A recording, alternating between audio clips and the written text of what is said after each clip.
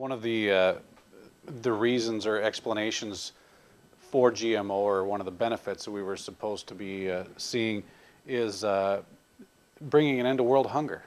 We'd be able to feed more people. Is that proving to be not true? The experts have come to the conclusion that the current generation of GMOs has nothing to offer in terms of feeding the hungry or eradicating poverty or creating sustainable development. The ISTAD report was authored by more than 400 scientists over many years, sponsored by the UN and WHO, etc., to figure out how agriculture was going to feed the world. And they dismissed GMOs as irrelevant. In fact, one of the leaders said it's unclear if it provides any benefits. What it does actually is it pulls money away from the more appropriate technologies. Agroecology is what they recommended, but that's less in favor when there's the sexy new GMO technology that costs a lot of money that's not actually good for the developing nations. Mm-hmm.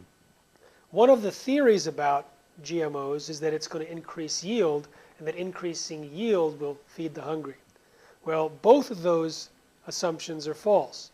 Higher yields is not necessarily going to eradicate hunger, because we have more food per person than any time in human history.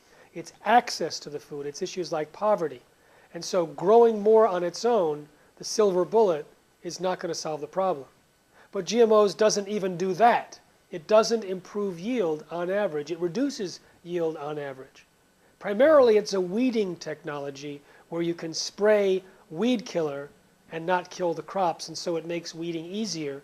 But the herbicide-tolerant crops that take the weed killer, they tend to have 5 to 10% less yield.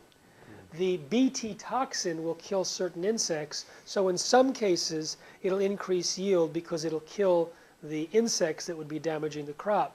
But it's a tiny increase, much less than the increase that occurs through natural selection every year. So it doesn't increase yield, it doesn't help feed the world, it doesn't reduce the use of agricultural chemicals. There's been about 527 million pounds more herbicide on these GM crops over the first 16 years. It doesn't increase farmer income.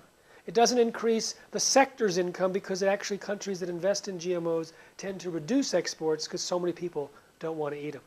What it does do is it increases the bottom line of companies like Monsanto, whose stated goal is to genetically engineer 100% of all commercial seeds in the world and patent them.